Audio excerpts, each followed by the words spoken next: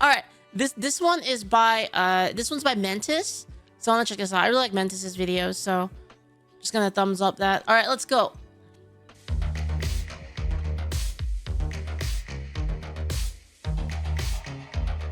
It's not merely that CRT, critical race theory, believes truth to be relative, but that it rejects the importance of reason and facts altogether.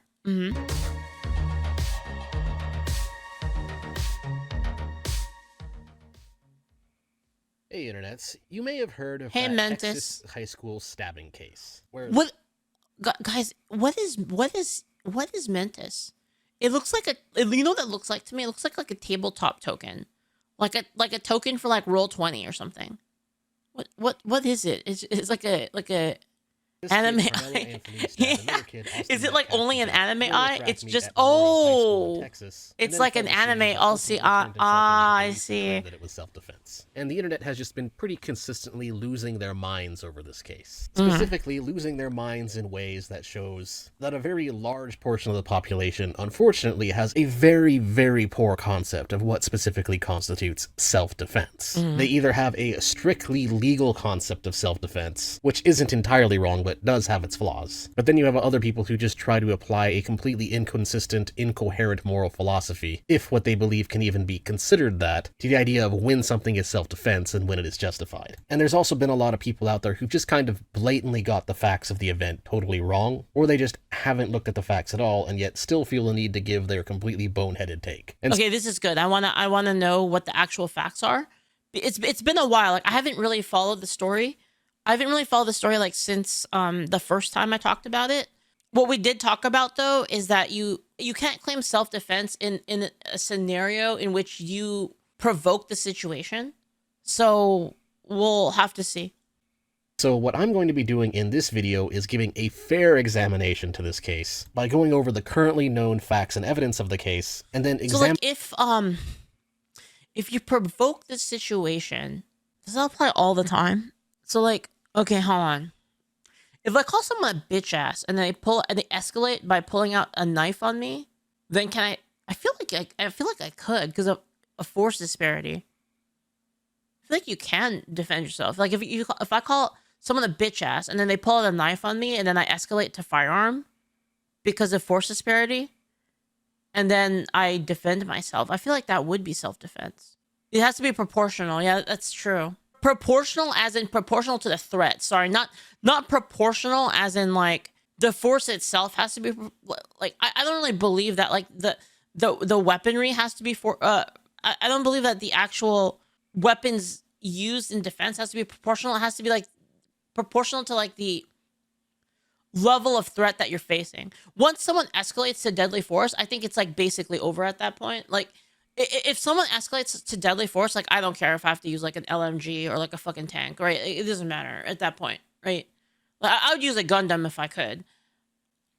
Examining it under the ethics of natural law theory, or in other words, how a court that is founded on the principles of liberty and non-aggression would look at this case. Which is important because the one thing a lot of people don't realize is that a lot of American law... Deadly force is only permissible if it's to prevent death or great bodily harm. Yeah, see, the thing is, great bodily harm and death is kind of hard because like if you punch someone in the face, if you punch someone really hard in the face, they can die from it, right? So, especially when it comes to property rights, is actually roughly based on the ethics of natural law theory. The United States was founded on the principles of personal liberty and private property rights, which means that to a large extent, this video is going to give you an idea of how the founding fathers would look at things, and whether or not they would consider this to be self-defense. But I'm also going to be refuting a lot of the very bad takes around this event, because there has just been an absolutely insane amount of nonsense flying around out there. Just some of the most absolutely psychotic arguments I've ever seen, with just blatant double standards and applying completely different reasoning to this case based on utterly irrelevant crap that has absolutely I hope my takes weren't nuclearly bad. Absolutely nothing to do whatsoever with whether or not something should be considered self-defense. I don't think my takes are bad. I don't think so. I think about self-defense a lot. First off, this video's sponsor is private internet access. A lot of people unfortunately still don't quite understand why you need a VPN while using the internet. A 250-pound man against a 100-pound woman, a punch can cause great bodily harm. And it's often the same old fallacy of thinking that if you aren't doing anything wrong, then you don't need privacy. Yeah, no. This mentality will trap you in the mindset that it's perfectly fine for... Wait, are you... Coke, are you the don't step on snake guy on YouTube? I always see those comments. I fucking love them. Government and hackers to be able to effectively stand behind your back and watch everything you are doing. The reality is, whether it's those hackers trying to steal your identity, your credit cards, your passwords, and other personal data, or the surveillance state or copyright trolls, a VPN remains the best way to protect yourself from these problems at a cost that is significantly less than the danger of using the internet unprotected. Private internet access solves the problem for you by using RAM-only, no-log servers and top-of-the-line encryption to mask your IP online and stop potential bad actors from stealing your info. Not only are they a top-quality VPN, but their app is stable, user-friendly, and available on all of your devices without limitations. PIA also comes with excellent downloading and upload speeds, tons of security features, and one particular favorite is that it is very streamer-friendly. They have servers all over the world you can choose from, and many of them are optimized for Netflix, Hulu, Amazon Prime, HBO Max, Disney and Paramount Plus, etc., etc. And you can use PIA to unlock the geo-restricted content on streaming services, allowing you access to a much wider variety of movies and TV shows. It is also... It's not just size disparity. A person can knock out another person out of equal size. If their head bounces on pavement, it can be... Yeah, exactly. That's what I meant. Also very affordable. If you use my personal link in the description below, you can get private internet access now for 83% off at only $2.03 per month, plus 4 months free, and all covered with a 30-day money-back, risk-free guarantee. Seriously, it's a good VPN. Get it.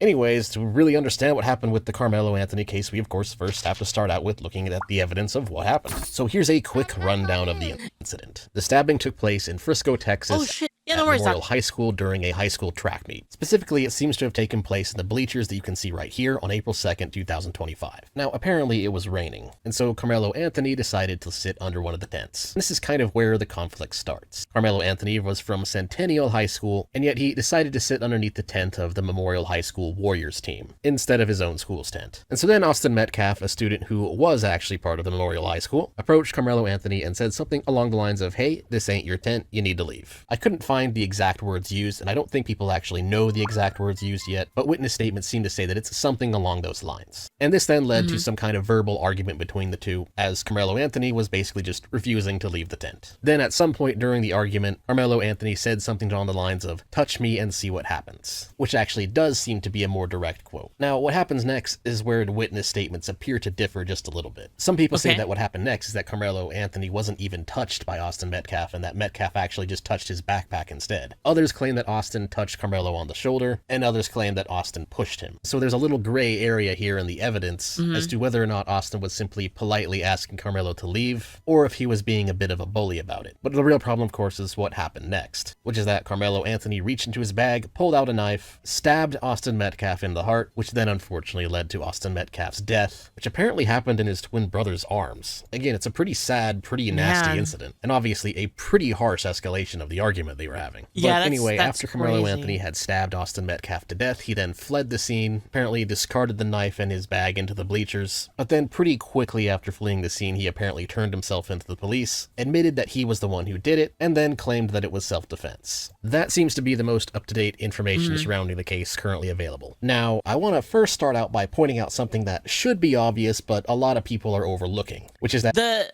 honestly, so I know some people might get caught up in the fleeing the scene thing. That's honestly fine. He ran? No. If I got into a self-defense shooting, I would also run. I would also run like first. I wouldn't stick around for sure, because you don't know if there's like other threats and stuff like that. So I don't think the running itself is I don't think it's a bad thing. That Karmelo Anthony is technically in. I'm not saying that it's fine, but I'm saying that like that specific part I don't think is I think some people might think that part is bad. I don't think it is. Innocent until proven guilty. This is something that both natural law theory and actual American legal law generally agree with, the presumption of innocence. Because the thing is, the entire point of going to court, the entire point of going to adjudication, is to solve a problem caused by aggression without resorting to more aggression. And the only way to do that is to give both the alleged victim and the alleged perpetrator a chance to make their case in court. Because without that, you would just have insanity. You'd have people constantly... didn't make a comment on that, Velaroz. I'm just commenting on the specific part because I think a lot of people would think that fleeing the scene is an admission of a crime. Basically, like it's a suspicious activity. I don't think it is.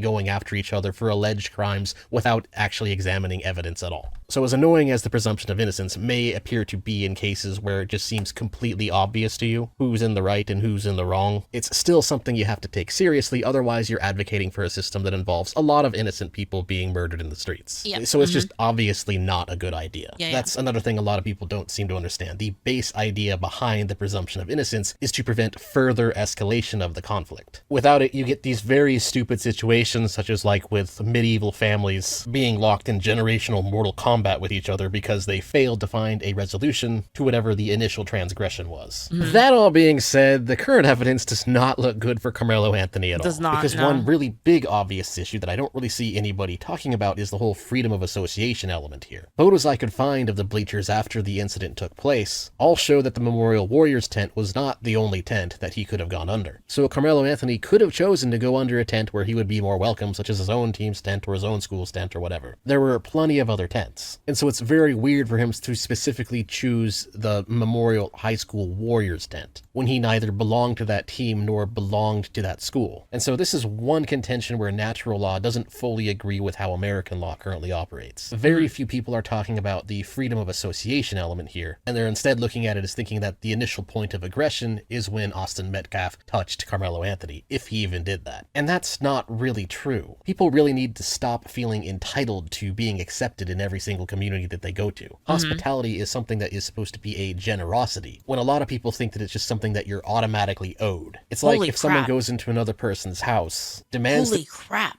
Mentis is so fucking based. to be treated as a member of the family, refuses to leave, and then when they're getting physically removed, they spurg out and murder the owner of the house. In that kind of incident, the trespasser is actually the initial aggressor, not the point of when physical removal begins. And that's kind of why this incident is so crazy, because currently United States citizens don't really have freedom of association. That is unfortunately something that has been legally taken away. However, it is something that the United States initially respected. And so if the Founding Fathers were alive today, they would look at this case as pretty much open and shut. They wouldn't even entertain the idea of self-defense, because when you look at it from the perspective of respecting freedom of association, then Austin Metcalf was actually not the initial aggressor here. It was Karmelo Anthony. Karmelo could have chosen to not even have a conflict by simply sitting under his own tent. And he could have chosen to prevent the escalation at any time by simply leaving the Warriors tent, which then brings another hit against the whole self-defense claim. Because looking at what happened here, it almost looks like Karmelo Anthony was looking for trouble. The knife was concealed in his bag. Austin Metcalf had no idea that Karmelo Anthony was going to stab him. And the fact that Karmelo said, "Touch me and see what happens," tells you that he was very much thinking about it before the stabbing, which just adds another element of insanity to trying to claim that this was self-defense. Even if we pretend that we don't care about freedom of association, it's still an extremely unreasonable escalation of force. So let's just step back and ignore the fact that he was under the wrong tent, even though he could have chosen to not be. When it comes to defending one's property, under natural law theory and non-aggression and respect for other people's life and property, etc., you're morally obligated to use the least amount of violence necessary to protect the property, whether that be external property such as your home or your money, or your physical property such as yourself, your own body, protecting your own life. So for example, let's say your neighbor's 5-year-old kid wanders onto your lawn. That does not mean you immediately have the right to launch a recreational McNuke at them, because that is way more force necessary to solve the conflict and has no respect for the kid's life or anybody's life for that matter. The reasonable thing to do in that situation would be to first tell the kid to get off your lawn, and then you can move it to having a conversation with your neighbor, talking with the kid and his parents about why it's wrong to trespass, and then further escalate to things like building a bigger fence that the kid can't get over. And it can then potentially escalate further to things like picking the kid up and physically moving him off your lawn,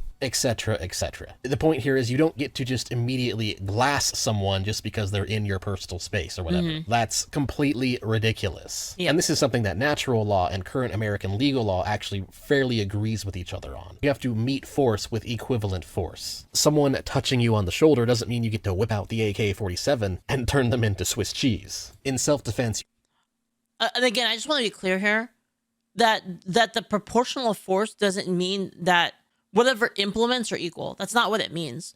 What it means is that the proportional to the implication of the threat, I think, is how I would put it. So like once it threatens your life, it doesn't really fucking matter at that point. You have to meet the aggression with reasonable aggression of your own. And to be able to use deadly force in self-defense, you have to be under the reasonable suspicion that your life is under threat. And from the evidence... It's like I said, if somebody, like, for instance, pulled out a knife on me, then, like, I don't really care if it's, like, an LMG or a missile or like... I mean, they're not going to be able to kill me in a tank, obviously.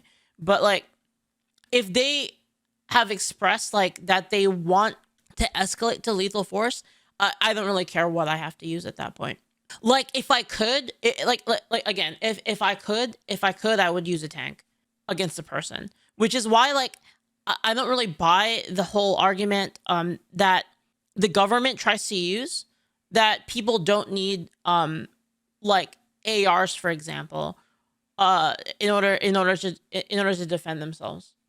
Like, or that, like, oh, that's like so unfair. Like, you're using like a rifle and they have like a handgun. Like, I literally don't care. Of this incident, it doesn't look like Karmelo Anthony fits the bill for that. It seems more like he wanted to stab Austin Metcalf because he believed that he was being disrespected or something. And that is not reason to use deadly force. Respect does not mean you get to take somebody else's life. Yep. That is a completely insane perspective, because it's entirely subjective. I mean, if you push that idea to its logical conclusions... California is close to implementing duty to retreat in your home. You want to know why duty to retreat is like... Duty to retreat is so dumb because it causes a situation in which you might have to do the suboptimal thing to protect your life. It's like if they already are threatening your life, all bets should be off, basically. Why should you disadvantage yourself in order to give the other person a chance? Like, this is so dumb. Like, I don't get it. I don't get why we care so much about, like, how did this happen as a society where we care more about criminals? And we care more about criminals and their, like, you know, their rights more than we care about innocent people. Like, this is freaking ridiculous. People could then use that to justify killing anybody and then claiming they did it because of my feelings. That is not the kind of law or the kind of ethics that forms a sustainable functioning society. So yeah, if you couldn't tell, so dumb. My conclusion here is that at least from a natural law perspective, based on the current evidence, Karmelo Anthony would not be... I'm not gonna lie, man. Like, innocent people, like people who are like good and innocent people are like actually fucking oppressed right now. It's actually insane. It's insane how much people suck off all of the bad people in society. I don't fucking get it, like, honestly. Able to get away with claiming self-defense. This would be seen as guilty of murder, and arguably Karmelo was actually the initial aggressor. But of course, again, you have to remember that unless he actually goes to court and he gets proven guilty, he is technically considered innocent. I'm like 100% in the camp that, like, if people are victimizing innocent people for their own gain, like, fuck them. 100% fuck them, honestly. Until that happens. But the TLDR of it is that it does not look good for Karmelo. Especially if they're, like, fucking habitual about it. Like, repeat offenders. Like, dude, fuck them. What are we even doing? Anthony. The case looks beyond cooked. It looks pretty deep fried, to be honest. Because then going back to an American legal perspective, even without that respect for freedom of association, it's still an absolutely absurd escalation. Shai says it's crazy that the trend seems to be to punish and restrict those people that aren't committing crimes and make people already doing the crime to not do them anymore. Yeah, I don't get it, man. And, like, don't get me wrong, guys. Like, I'm not saying that the ideal situation is to, like, have people in it's not an ideal situation that the average innocent person should have to be engaged in self-defense constantly. I don't think that's ideal. I think we need to make, like, punishments way more harsh or something like that. But what I'm saying is that if innocent people are being victimized, why would you fucking declaw them? It doesn't make any fucking sense. They take, like, the most law-abiding people and fuck them over constantly. It's so annoying. Like, the people that, like, okay, people that carry guns, like, especially the ones that have, like, carry licenses, are the most law-abiding people. Like, statistically. They're, like, more law-abiding than, like, than people that don't. This whole thing is ridiculous. Of violence. So it's unlikely that They're literally the most law-abiding demographic. going to be able to make the case from the perspective of stand your ground laws. But anyways, base conclusion, he would definitely be cooked under natural law theory, and he's probably also cooked within the American legal system. So with that out of the way, we can now move on to honestly what is the real reason I decided to go with this video, which is refuting the utterly insane takes out there. Now, the first of these is people making the comparison to the Kyle Rittenhouse case. Yeah, no, that is a completely bananas false equivalence. If you don't This one really fucking pisses me off, dude. Like, this is such a... God, oh my lord. Like, how is this even an argument? don't remember or you aren't familiar with the Kyle Rittenhouse case, which was... You like how they took...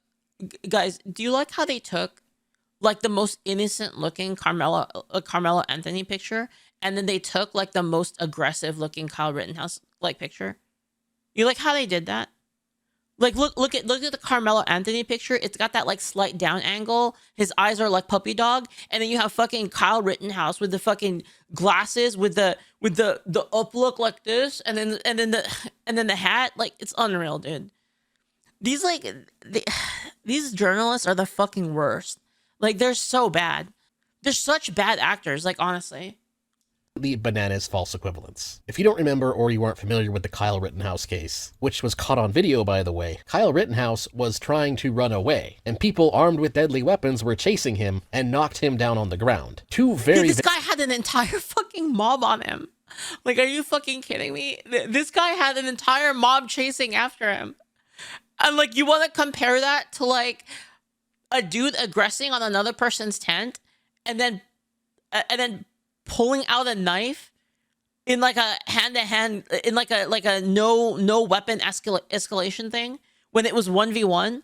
Like, are you fucking kidding me? Like, what the very fuck big is differences this? immediately spring to light. One, there's a total mismatch in the context. Karmelo Anthony could have simply left the tent, and nobody would have tried to chase him down and murder him for it. There's absolutely no reason whatsoever that Karmelo Anthony had to suspect that he was actually under attack. Second of all, Kyle Rittenhouse was being subjected to deadly force, which means that in terms of what was necessary to defend his life... I'm not gonna lie, I was really worried, like, during the Kyle Rittenhouse trial.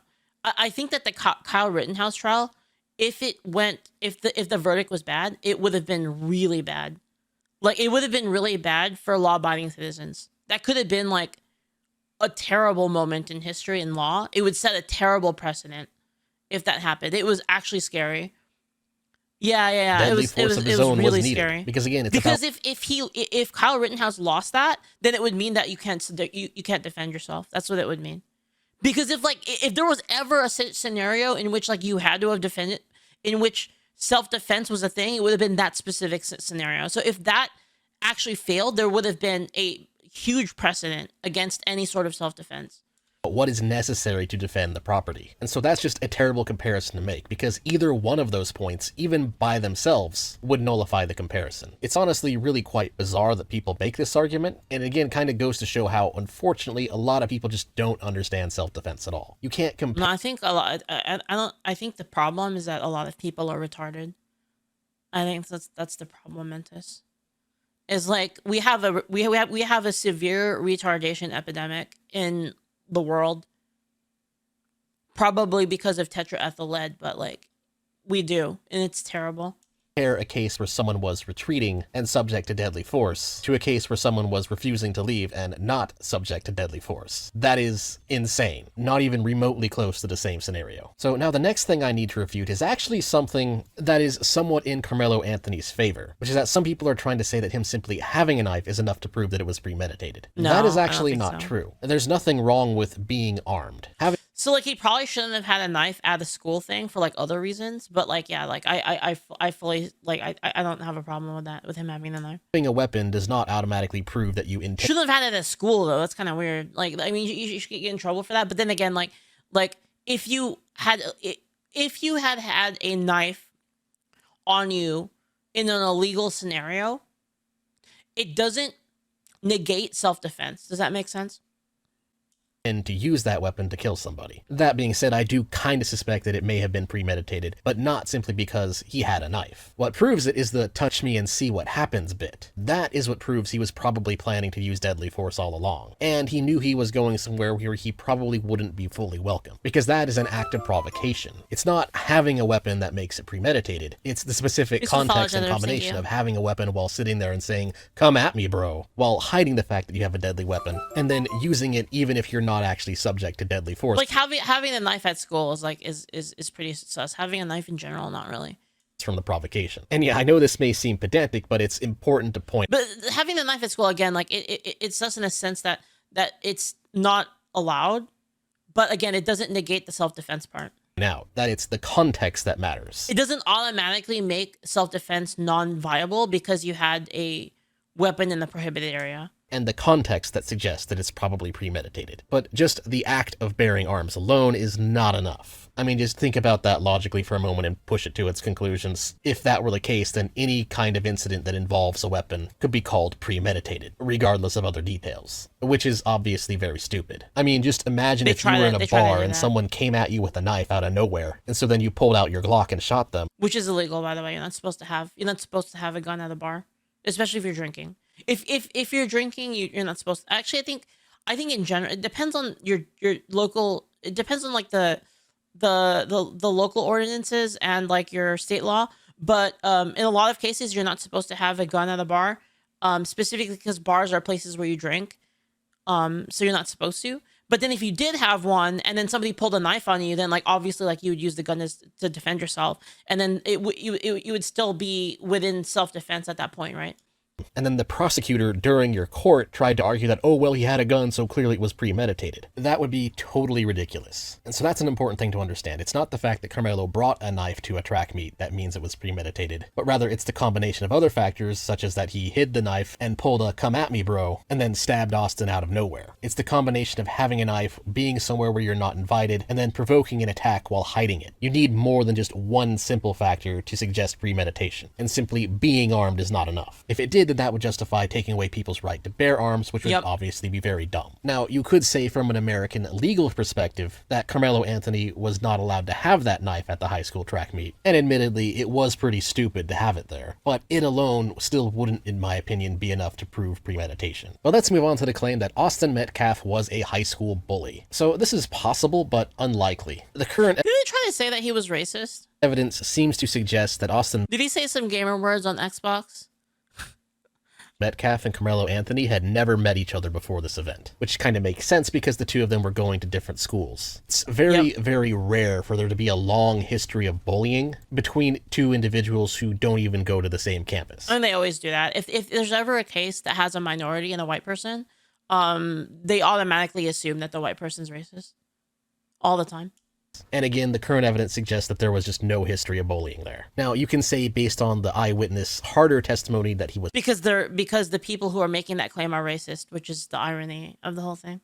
Pushed that based on his actions he was acting like a bully at the time. But again, you then have the problem that you're still meeting normal force with deadly force. It's not really a relevant claim to self-defense. As annoying as bullies can be, you don't have the right to just glass them. It's understandable, and I can see someone using that as a reasonable plea for a reduced sentence in court, but it's still... Well, the thing is, okay, so let me clarify. Somebody's asking who isn't racist these days, according to the media. So it's not that they basically tried to redefine what racism means in order to like basically absolve an entire block of people as incapable of being racist. Not a reasonable justification to murder somebody. And again, the evidence suggests this claim isn't even true. And so the people making this argument... Sorry, the way they tried to redefine it is that racism has to deal with a social power disparity is what they turned it into. It's like racism is really like when you're... Like, how would I define it? Racism is basically an unchecked prejudice and discrimination against people due to their immutable characteristics, specifically of race, is what I would call it. But like, they changed it into like a power dynamic where racism is only in play if a person is in a position of power. So they added like a power dynamic, basically a power dynamic, like what's the word, requirement for racism. So like by that logic, because, and this is what they said, not what I said, this is like the woke people.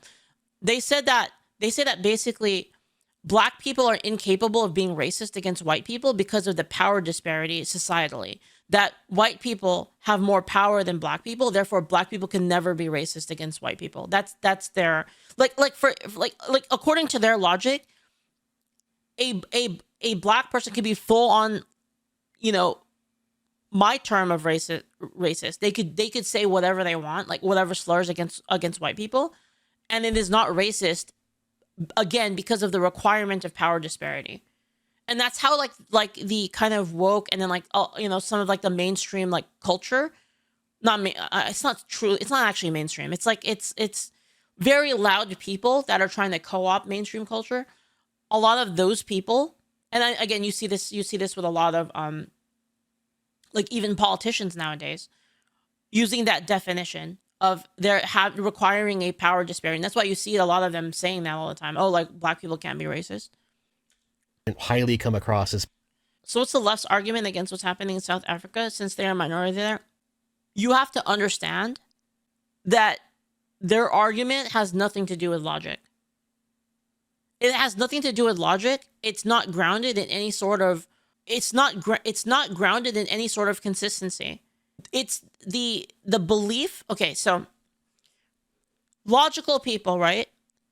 The belief is rooted in a consistent logic. Regardless of like where that logic comes from, it's consistent and it's applied evenly and consistently. There's no exceptions to this, right? There's no exceptions based on the immutable characteristics of a person. Okay?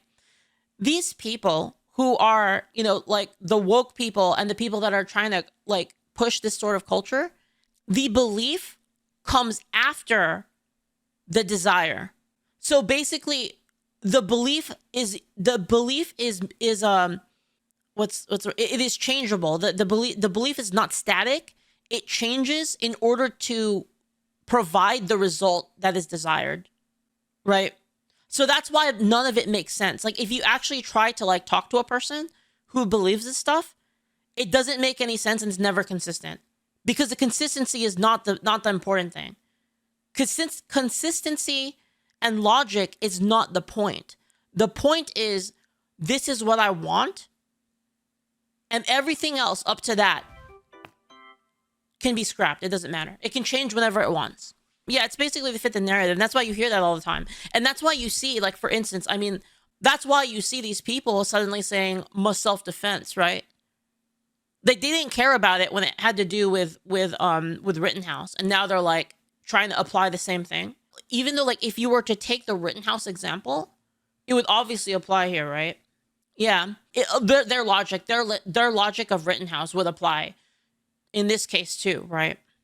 I mean, sorry, what I'm saying is their logic in this case should apply to Rittenhouse. Sorry, that's what I meant. Yeah. Again, there's no thought, and there's no belief, there's no actual morality behind it.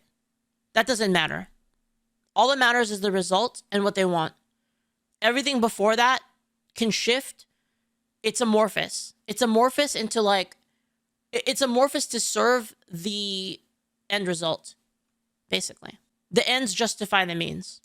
People who are just in a state of pure cope. So then this all brings up the question, if this case seems so simple and straightforward, then why are people seemingly just losing their minds over it? Well, you may have noticed that up to this point I've just kind of been ignoring the elephant in the room, which is that Karmelo Anthony was black and Austin Metcalf was white. And so of course the law of race baiting comes into play and people have to completely turn their freaking brains off. And so I've been seeing a lot of race-based arguments, as well as people projecting those race-based arguments onto others. Like this clip from Hassan Abbey. But it doesn't seem like stabbing someone to death is proportionate to someone shoving you or yelling profanities at you. There's also that side of it. Yes, you have to convince a jury that you truly were in fear for your life, that you truly were in fear for your life, you were physically harmed, and that you were trying to defend yourself. That makes it quite difficult, given that he's a black student in a overwhelmingly white neighborhood.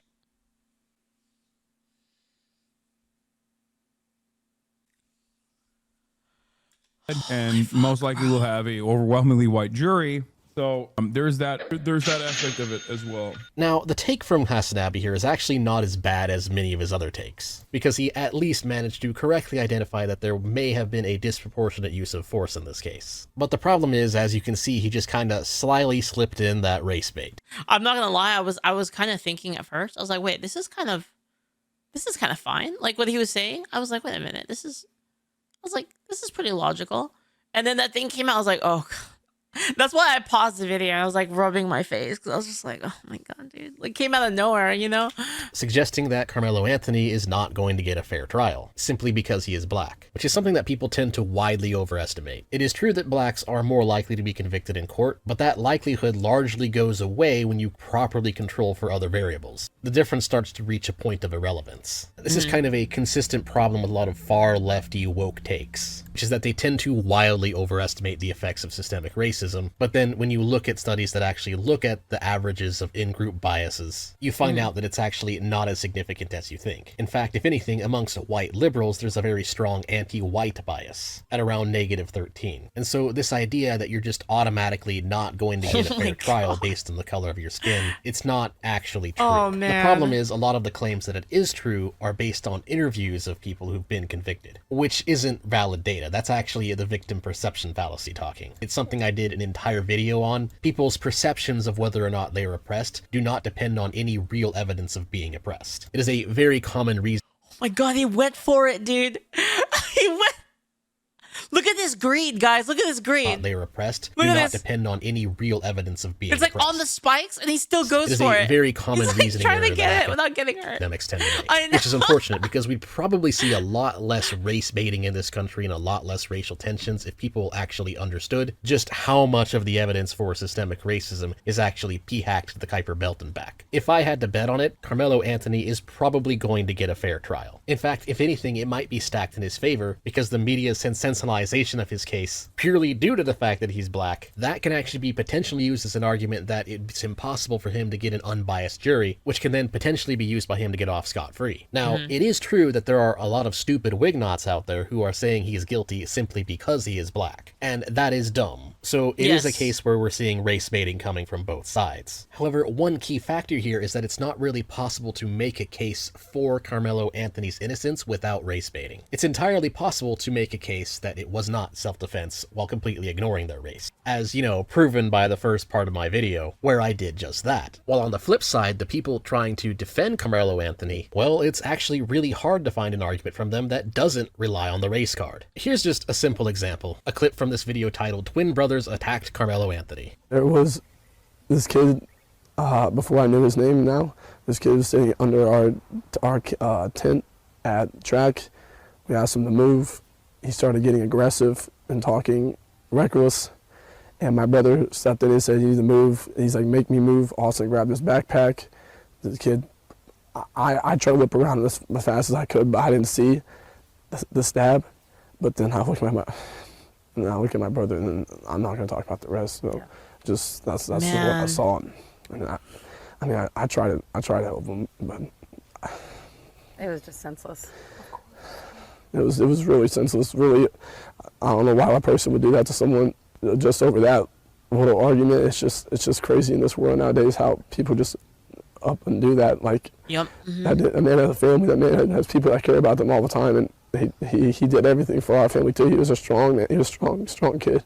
And look, first of all, rest in peace to that young man. But on this channel, we hold racist Caucasian people accountable. His brother just told us.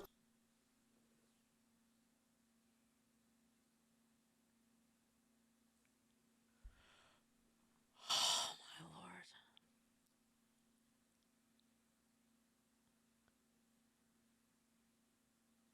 I feel like these people actually want to start a race war. Is it just me? I feel like they actually want one, like for real. The truth. Listen again. Run the tape. Yep, that is right. Your eyes and ears did not deceive you. He just watched a testimony from the twin brother where the twin brother did not mention race at all and just explained what happened from his point of view. And this introvert rock star guy's immediate argument is to just instantly pull out the race card and accuse him of being a racist before doing any examination of the evidence. I love how he Oh my god, guys, look at the thumbnail. Yo, chat, look at the thumbnail. Look at the him in the suit looking like all nice, and then like and then we got some hillbillies over here with their guns and stuff and God. Oh my god, bro. It's unreal. Whatsoever. I mean, honestly, you can't reason with these people. This is the kind of person where you show them an apple and they think they're looking at a pipe bomb. So I sincerely doubt that anything I'm about to say is... I can't do it. I just can't. Like, this is...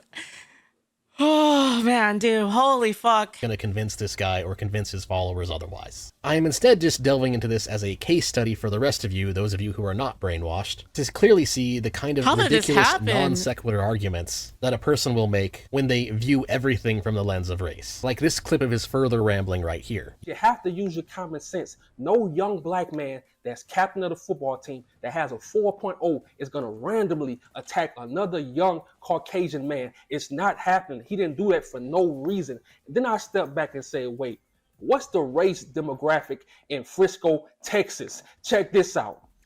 51.2 Caucasian people, 8.6 black people. You might as well say 91. Wait, what? What? In Frisco, Texas. Check this. No. You're telling me there's more white people in America? In a country of mostly white... That's... Whoa. 51.2 Caucasian people, 8.6 black people. You might as well say 91.4% Caucasian people because everyone else, especially in Texas, they already want to be Caucasian.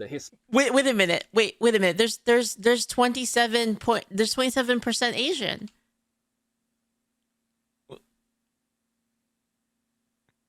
That's kind of a lot. Check this out. 51.2 Caucasian people, 8.6 black people. You might as well say 91.4% Caucasian people because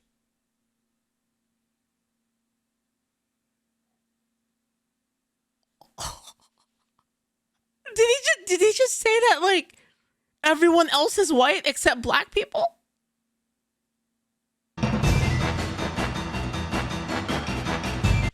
Damn. Uncle Ruckus is jealous of me, dude. He's jelly, man. Because everyone else, especially in Texas, they not this guy. I mean the actual Uncle Ruckus. Already want to be Caucasian, the Hispanic, the Asian. Yeah, that's right. His argument is that this couldn't happen because of the racial demographics in the city. That is not relevant at all. This is legitimately cactus divided by cat butt logic here. There is no connection from this to Karmelo Anthony's mind. It does not prove or disprove anything about the situation. And he then just claims that everybody wants to be Caucasian there, and therefore these kids must be racist. That's not evidence of them being racist. That's just him claiming that they must think this way because they just do. That's actually like him being racist, which is actually fucking amazing. Like that's something else, man. Notice that the real starting point for his claims, other than what he claims it is actually just purely solipsistic. Because he looks at the town's demographics and he sees race first. He's thus using that to assert that everybody else must think of race first. In other words, his line of reasoning is that he views everything from the lens of race, therefore everybody else must view everything from the lens of race. Therefore this is a race thing. And this is what I mean by just completely, utterly insane, bonkers tier takes. It's just so completely disconnected from reality that it's actually kind of sad. And you can watch the rest of his video if you want. I'll include it in the description below. But in case you want, I kind of do want to watch it. Should I watch it later? Not today, but should I watch that like maybe on Monday? No, his arguments don't get better. For example, he relies on a viral post from Kevin Hayes as his main evidence, which was proven to actually come from Karmelo's family, and was in fact just pure disinformation. But of course, random people being wrong on Facebook, on Twitter, and on YouTube, and of course random breadtoids chiming in, them engaging in race baiting doesn't matter. People engage in stupid, collectivist ethno-guilt arguments all the time. But what does matter is when those arguments are coming from the Anthony family's own defense strategy. But let me say this loud and clear. We are not scared. We are not moving. we will not be silent. What I've always said as the president of the Next Generation Action Network, Real we will civil rights never guy ask here, the man. oppressor for permission to liberate our people. We will not ask for permission to stand up for the rights of our children. You know the problem. You know the problem with this, right, guys? The problem with this is the KKK and the neo-Nazis could only dream of being this effective. Like the amount of like actual racism that these people are creating is like, man, they wish they could be this good. The Next Generation Action Network has stood on both sides of the fence in ensuring that justice is served. Yeah, and in case you're They should endorse this guy, actually. They should endorse this guy. Like the freaking the KKK and the neo-Nazis, they should endorse him. wondering, the Next He's Generation doing their job. He's doing their job for them. Action Network is a racial activist social justice warrior organization. Coupled with the fact that Karmelo Anthony's family members seem to have blatantly lied about the case and attempted to smear the Metcalfs as bullies without any real evidence, we can now kind of start to piece the puzzle together and see what's really going on here. Their defense strategy seems to be taking the argument of he black, therefore he oppressed, therefore he innocent. And that is completely insane. So rather than Karmelo's race being detrimental to him, the opposite appears to be true. It seems that he and his family are unfortunately trying to pull the race card to grift some national sympathy and get off scot-free. From what I've read about what they've done so far, it's almost like the defense from Karmelo's family seems to be trying to get the case looked at from a lens of critical race To be fair, though, if you actually did have to defend this guy, this is like your best shot. theory, as if a lower standard should be applied to You blacks basically when have to considering grift. It's the only self-defense, way. because insert ethno-collectivist guilt reasons here, which is just To be absolutely fair. disgusting. Fortunately, though, there is a silver lining, which is that while there's a lot of people who have fallen for this race grift, there's actually quite a lot of black people out there who have realized that it's a grift. There's plenty of black people out there who have spoken out against what the Karmelo Anthony family is doing, which makes sense because it's a really bad strategy for the long term of racial relations. Yep. Every time someone tries to use the race card like this, the card gets weaker. It Yep. funnels us more and more into this kind of toxic ethnic collective guilt mentality. And personally, I hope this case gets completely roasted in court. My personal belief is that people who pull these kind of grifts need to lose and lose hard. Otherwise, these people are just never gonna learn. And so that's all I have to say on the matter. Thanks for watching. Please like, share, was a comment, good and one. subscribe. And if you want to support my content creation, you can help me out on either Ko-Fi, Subscribestar, or by buying some merch, or again by checking out private internet access. But for now, that is all. Till next time. It's another epic video from Mentis. I'll link it to you guys. Oh, actually, I'll link you the channel. How about you check out the channel and give it a sub, guys? I like Mentis' videos.